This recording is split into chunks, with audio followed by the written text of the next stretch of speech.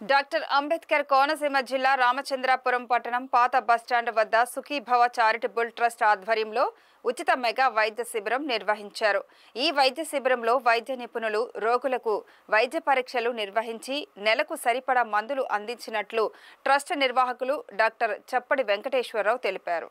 Rajanagaram Lenora dental college సౌజన్యంతో ఏర్పాటు చేసిన డెంటల్ మెడికల్ క్యాంపులో ప్రొఫెసర్ కిరణ్ కార్తిక్ దంత సమస్యలు ఉన్న వారికి పరీక్షలు నిర్వహించి ఉచితంగా మందులు అందజేశారని ఆయన చెప్పారు.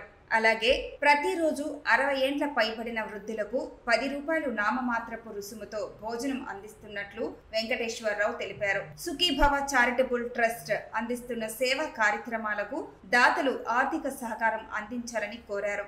ఈ శిబిరంలో వైద్యులు మహానతి రామకృష్ణ, రజని, కేవీపీ సత్యనారాయణ, జనగల ఈషా దీపిక వైద్య సేవలు అందించారు.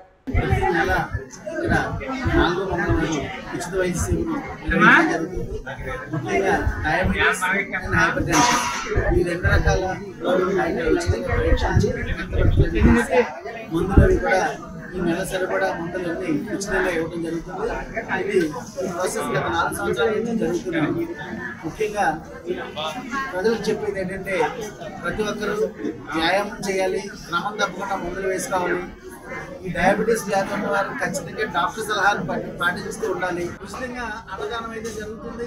అయితే అన్నదానం ఉచితం అంటే కొంచెం ఇబ్బందిగా ఉంటుందని చెప్పేసి 10 రూపాయలు నామమాత్రం ఫీజు పెట్టడం జరిగింది. అలాగే ఈ అన్నదానం కూడా ఈ 4 సంవత్సరాల నుంచి మనం రెగ్యులర్గా ఎంతమంది వచ్చినా 10 మంది వచ్చినా 100 మంది వచ్చినా ఎవరు వచ్చినా కూడా ఈ అన్నదానం రెగ్యులర్గా చేస్తున్నాము.